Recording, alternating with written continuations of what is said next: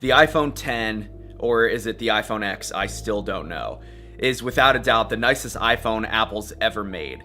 It's gorgeous. Glass on the front and the back, it's got the dual camera system, a stainless steel frame, minimal branding, an edge-to-edge OLED display. This thing is nice. It checks a lot of boxes for what makes a premium smartphone, but I don't think it's worth the premium price. I've been using this space gray 256GB model as my daily driver for 2 months, and here's where the phone falls short for me. The first thing is the notch. I am still dumbfounded that Apple made this design choice, but here we are in 2018 and my phone basically has horns. It's not that bad, and I've definitely gotten used to it, but I'd rather not have it than have it, you know what I mean?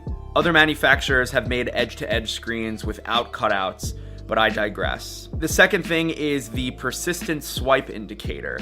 It follows you everywhere you go in the OS, reminding you that no, there's no home button, but you gotta swipey swipe to get rid of apps. And there's no option to turn it off, which would just be too easy. And number 3, the meat and potatoes of this video, the lack of Touch ID.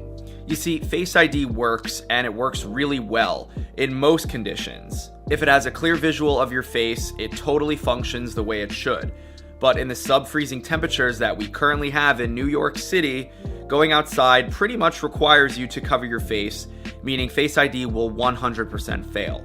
But look at what happens when Face ID fails. You've got to wait a ridiculous amount of time for the keypad to show up, and there's no other way around it. And whatever happened to slide to unlock? That brings up the keypad. It easily solves the problem. But what happens on the iPhone 10 is this. Face ID scans, and then it has to fail, and then the keypad shows up. There's no way to swipe to immediately reveal the passcode.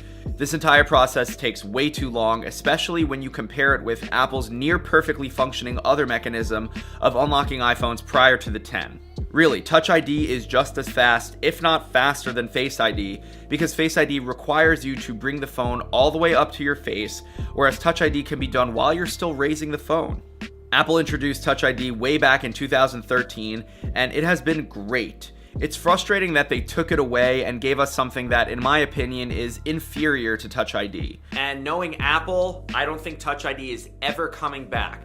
But I sure hope it does. And it would be nice if Apple enabled an easier way to reveal the passcode on the iPhone 10. But until then, I will be wasting a couple precious seconds every day until it gets warm outside, waiting for that passcode to show up. Thank you for watching.